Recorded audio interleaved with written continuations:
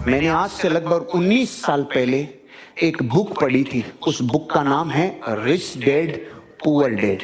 एक बहुत famous book है रिच डैड पुअर डैड, अगर आपने पढ़ी हो। और उस रिच डैड पुअर डैड की आप बात कर रहे हैं? Sorry, rich dad poor dad. ये बुक मैंने 1999 या 2000 में पढ़ी थी, तो बहुत साल पहले। आज के समय में स्कूल में वो पढ़ाया जाता है जिसका इस्तेमाल असल जिंदगी में बहुत कम होता है। फाइनेंशियल एजुकेशन की जरूरत हर एक व्यक्ति को है, क्योंकि हर एक व्यक्ति पैसा कमाना और उसे संभालना चाहता है, लेकिन स्कूलों में इसके बारे में कुछ भी नहीं पढ़ाया जाता। इसकी वजह से बहुत सारे लोग बड़े होने के बाद पैसों को अच्छे से नहीं संभाल पाते।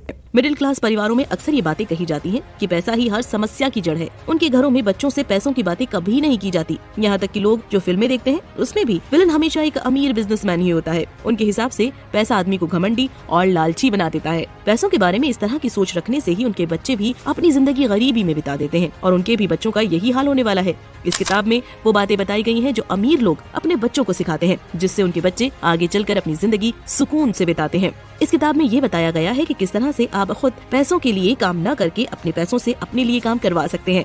ये किताब आपको पैसों पर काबू पाना सिखाती है और साथ ही ये बताती है कि किस तरह से आप अपनी आमदनी और अपने खर्चों के बीच के अंतर को इतना बढ़ा सकते हैं जिससे आपको कभी काम करने की जरूरत न पड़े। इसके अलावा आप सीखेंगे कि किस तरह आप अपने पैसों पर नजर रख सकते हैं, संपत्ति और कर्ज में क्या अंतर होता है, किस तरह आप खुद को टैक्स से बचा सकते हैं।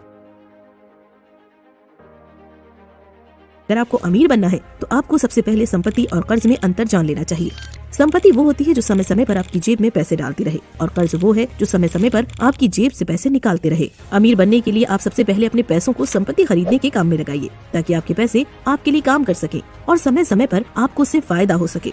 संपत्ति के लिए पैसे खर्च करने का मतलब है stock, bond, mutual fund, real estate, royalty या फिर किसी भी ऐसे काम पर पैसा लगाना जहाँ से आपको बिना काम किए बार बार पैसे आते रहे। आप कुछ ऐसी चीजें भी खरीद सकते हैं जिसकी कीमत समय के साथ बढ़ जाए। एग्जाम्पल के लिए जमीन की कीमत हमेशा बढ़ती रहती है।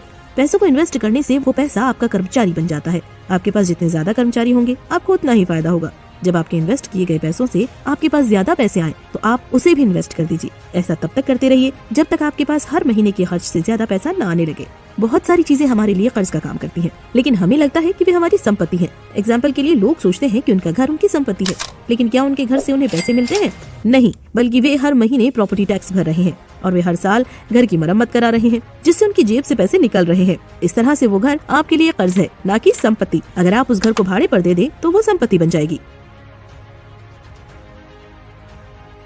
आज तक कोई भी बिना रिस्क लिए अमीर नहीं बन पाया है। कामयाब लोगों को रिस्क लेने से डर नहीं लगता, क्योंकि उन्हें पता है कि रिस्क को हैंडल कैसे करते हैं। उनके पास सोच समझ कर रिस्क लेने की काबिलियत होती है, जिससे वे जब रिस्क लेते हैं तो कामयाब होते हैं। दूसरी तरफ नाकामयाब लोग रिस्क लेने से डरते हैं, क्योंकि उन्हें नहीं पता है कि रिस्क को हैंडल कैसे किया जाता है। हम में से हर कोई अपने पैसों को बैंक में जाकर जमा कर देता है। हम उसे कहीं भी इन्वेस्ट नहीं करते और इसीलिए हमेशा पैसों के लिए काम करते रह जाते हैं। अगर हम उसे इन्वेस्ट करेंगे तो पैसा हमारे लिए काम करना शुरू कर देगा। इसीलिए आप अपने पैसों को बैंक में रखने के बजाय उसे इन्वेस्ट करना शुरू कीजिए। आप उसे स्टॉक या बॉन्ड में इन्वेस्ट कर सकते हैं। हाँ, इसमें हमेशा खतरा रहता है कि आपका सारा पैसा डूब जाए, लेकिन अगर आप जमीन से उठने की कोशिश ये सोचकर नहीं करेंगे कि आप गिर सकते हैं, इसका मतलब ये है कि आप पहले से ही गिरे हुए हैं। समय के साथ आपको सोच समझकर रिस्क लेना आ जाएगा।